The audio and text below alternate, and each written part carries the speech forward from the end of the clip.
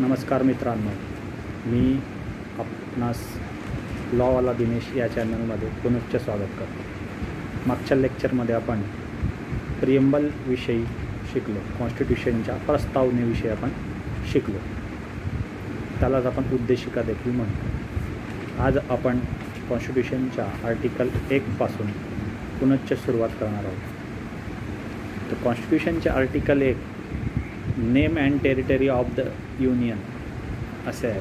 तर आपल्या कॉन्स्टिट्यूशनच्या article 1मध्ये article 1मध्ये म्हणजे सब क्लॉज 1मध्ये India that is Bharat shall be union of states, म्हणजेच बघा आपला जो भारत आहे हा युनियन ऑफ स्टेट आहे। म्हणजे जे आपला भारताचा जेव्हा आपल्याला भारतात फाळणी झाली त्याच्यानंतर भारत आपला तयार झाला, तर 565 राजांना आपण एकत्र आणून आपल्या कॉन्स्टिट्यूशनची आपल्या भारताची निर्मिती केली। ते 565 राजांना सरदार पटेल यांनी त्यांना सांगायला गेले आणि त्यांना सांगितलं की तुम्ही आमच्या भारतामध्ये या, आणि हा आपला भारत तसा तयार झाला।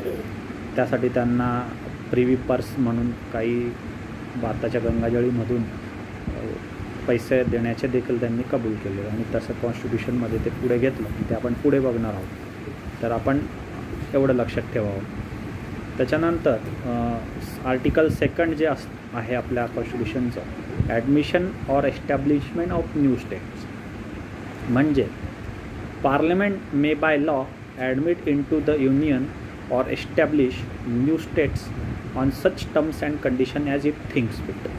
इथे लक्षात घ्या, इथं पार्लिमेंट मे बाय लॉ असा शब्द आहे। मे आणि शाल याचं खूप महत्त्व आहे आपल्या लॉच्या भाषेमध्ये। ज्या ठिकाणी शाल म्हटलेलं आहे ते मॅन्डेटरी आहे, आणि जिथं मे असा शब्द आला आहे ते डिस्क्रिशनरी आहे। मग इथं पार्लिमेंटला डिस्क्रिशनरी आहे, तर इथं असं आहे admissions or establishment of new state, म्हणजे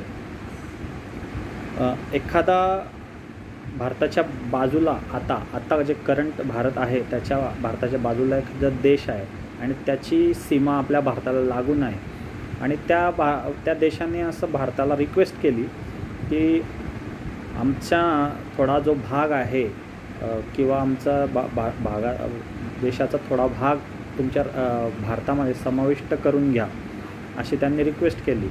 तर असे आपण करू शकतो का? तर हो, आपला आर्टिकल 2 सांगतं की आपण असं करू शकतो।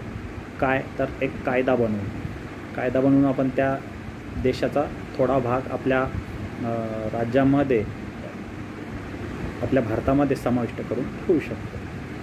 सेकंड, आता आर्टिकल 3 असं सांगतं, formation of new states and alteration of areas, boundaries or names of existing state।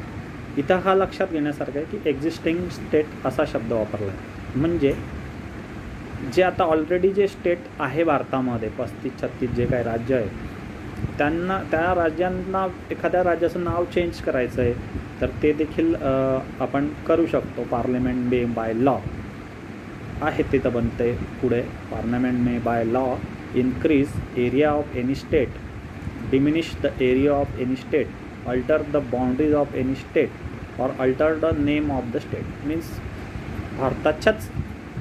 भारतामध्येच असलेल्या एखाद्या राज्याचं नाव बदलवायचं आहे किंवा त्या राज्याला वेगळं करून एखादा नवीन राज्य तयार करायचं आहे किंवा एखादा पार्ट त्यातला काढून टाकायचा आहे, तर असं पार्लमेंट करू शकतो। धन्यवाद मित्रांनो, आजच्यासाठी एवढंच। आपण माझ्या चॅनलला सबस्क्राईब करा आणि लाईक करा आणि सर्व लोकांपर्यंत हे पोचवा, एवढीच मी आपल्याला आशा करतो। धन्यवाद।